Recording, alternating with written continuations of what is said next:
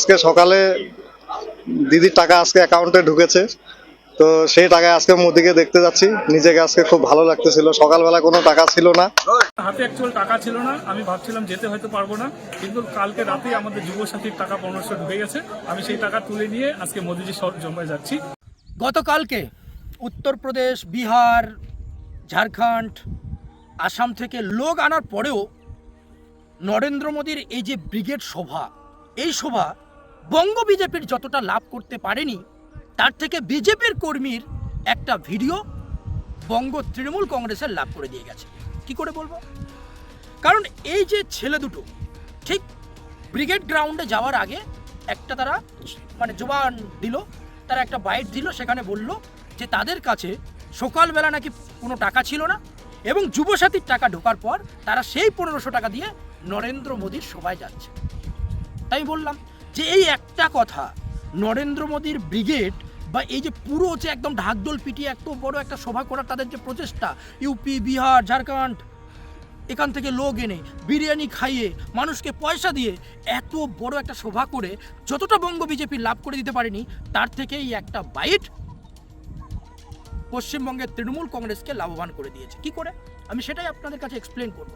এক নম্বর, এই ছেলে দুটোর বয়ানের মাধ্যম দিয়ে যারা শিক্ষিত সুচিন্তার মানুষ, যারা ভাবনা চিন্তা করার ক্ষমতা রাখে, যারা নিরপেক্ষ দৃষ্টিভঙ্গিতে ভাবে, যারা রাজনীতি বুঝে, তারা কি বুঝবে যে নাম্বার ওয়ান, পশ্চিমবঙ্গের তৃণমূল কংগ্রেস মামাটি মানুষের সরকার কোনো ভেদাভেদ করে না, রাজনৈতিক ভেদাভেদ করে না।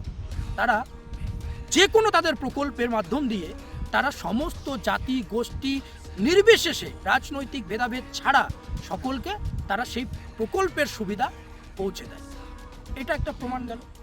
দ্বিতীয়ত আমি কি বলবো যে এই যুবক কি বলছে যে সকালবেলা তার পকেটে কোনো টাকা ছিল না, সে যখন দেখলো যে যুবসাথীর টাকা ঢুকেছে, তারপরে তারা ব্রিগেড গ্রাউন্ডে বা এই ব্রিগেডে যাওয়ার উদ্দেশ্য নিয়ে বেরিয়েছে। তা আমি এই যুবককে প্রশ্ন করব যে তোমার কথা মতো যে এত বড় একটা হামড়া তামড়া দামড়া যুবকের পকেটে 1500 টাকা ছিল না, তার স্বপ্ন সে কলকাতা যাবে উত্তরবঙ্গ থেকে প্রধানমন্ত্রী নরেন্দ্র মোদীকে দেখতে, তাহলে তুমি নিকম্মা, অযোগ্য ধরে নাও। আমি যুক্তির খাতিরে বললাম তুমি বেকার, পশ্চিমবঙ্গ সরকার তোমাকে চাকরি দিতে পারেনি, তুমি বেকার।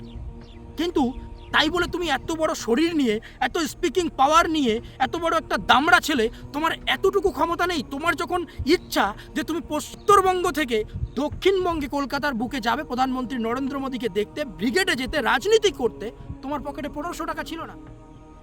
ঠিক আছে, মানলাম যে তুমি একদম অসহায় একজন ছেলে।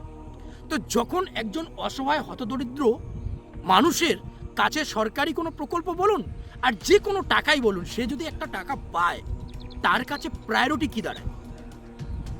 তার বাবা মা, তার পরিবার, তার অন্যান্য চাহিদা। তাহলে তোমার নরেন্দ্র মোদীকে দেখে কি এমন মনে হলো যে তোমার এত অভাব অনটন, এত সমস্যা ছাড়া তোমার কাছে প্রায়োরিটি পেল নরেন্দ্র মোদীর সেই ব্রিগেড বা রাজনৈতিক সভা? কি এমন রয়েছে নরেন্দ্র মোদীর মধ্যে? নরেন্দ্র মোদী আমাদের উত্তরবঙ্গে এসেছে বারংবার, তারপরে তুমি এত দূর যাচ্ছ, তোমার এত অভাব অনটন থাকা সত্ত্বেও তোমার কাছে এতটা প্রায়োরিটি পেলো? আরে নরেন্দ্র মোদীকে তুমি আইডল বানাচ্ছ। আইডল সেরকম কাউকে বানাতে যার মধ্যে কোনো স্কিল থাকতো। ধরে নাও তুমি একজন শিল্পীকে দেখতে যাচ্ছ, তার মধ্যে একটা শিল্পীর ভাব রয়েছে, তার মধ্যে একটা ট্যালেন্ট রয়েছে। তুমি একজন খেলোয়াড়কে দেখতে যাচ্ছ, তার মধ্যে একটা ট্যালেন্ট রয়েছে। তুমি একজন সায়েন্টিস্টকে দেখতে যাচ্ছ, তার মধ্যে একটা গুণাবলী, যোগ্যতা রয়েছে।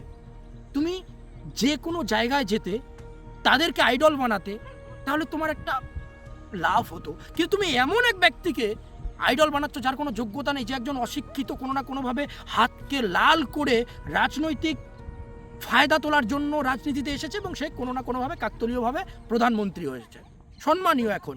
কিন্তু তাই বলে তোমার এত অসহায় হতদরিদ্র অবস্থা, এতটা পরিস্থিতি খারাপ, সেই মুহূর্তে তুমি কোনো জায়গা থেকে 1500 টাকা পেলে আর তুমি প্রধানমন্ত্রীকে দেখতে গেলে, তাহলে তোমার অবস্থাও কিন্তু সেই অন্ধভক্তদের মতো, যে তুমি প্রায়োরিটি কোন জিনিসটাকে দিতে হয় সেটা তুমি জানো না। এখান থেকে বার্তাটা কি যাচ্ছে? যে সরকার চাকরি দিলে একমাত্র তুমি পয়সা কামানোর যোগ্যতা রাখো, নচেত নয়, তুমি কোনোদিনও পয়সা কামাতে পারবে না। তুমি যে রাস্তায় যাচ্ছ কোনো দিনও কামাতে পারবে না, কারণ তোমার মধ্যে সে যোগ্যতাটাই নেই, তুমি ভালো মন্দ বিচার বিবেচনা করতে পারো না, তুমি কোন জিনিসটাকে প্রাধান্য দিতে হয় কোনটাকে প্রাধান্য দিতে হয় না সেই জিনিসটাই জানো না। এই কারণেই বলছি যে যে কোনো কথা বলার আগে 7-5 ভেবে বলতে হয়।